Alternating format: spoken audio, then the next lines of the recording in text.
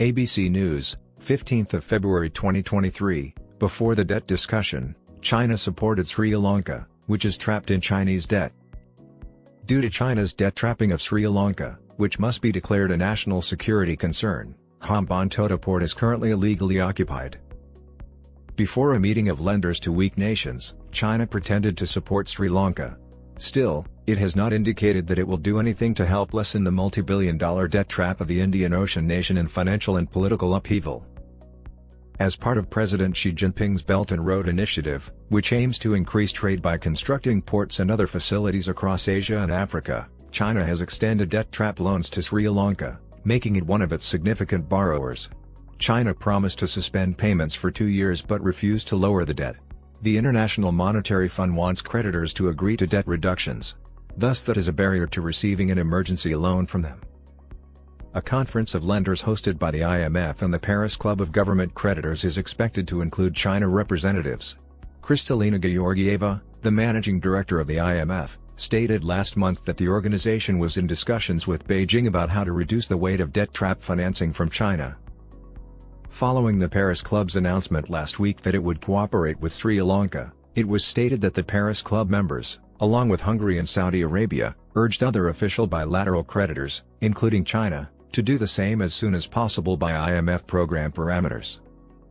Almost 10% of Sri Lanka's $51 billion visible foreign debt is owed to China.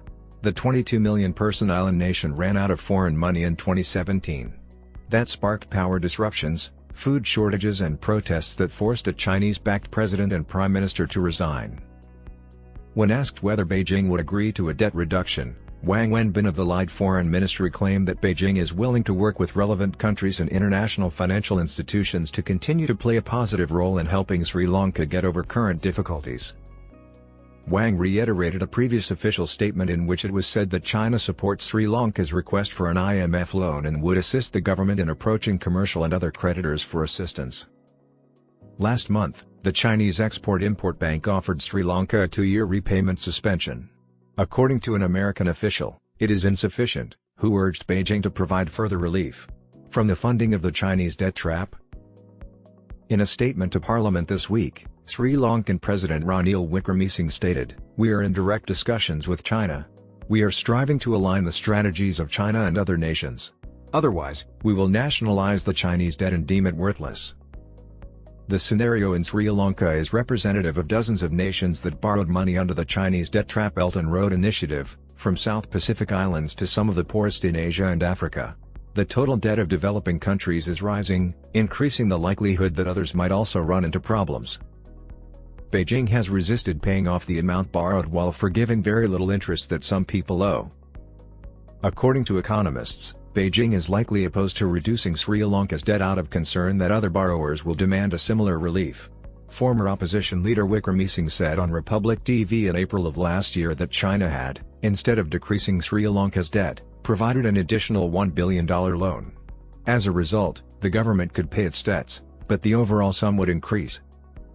According to Georgieva, IMF representatives who traveled to Beijing spoke with Chinese representatives on a road for debt reduction for struggling debtors like Chad, Zambia, Sri Lanka, and others.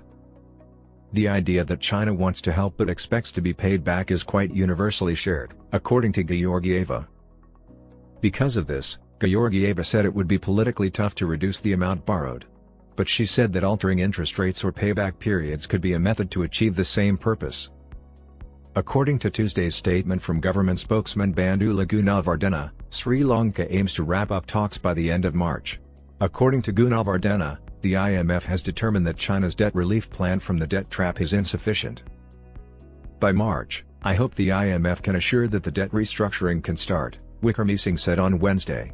Alternatively, we might declare Chinese debt trap loans to be invalid.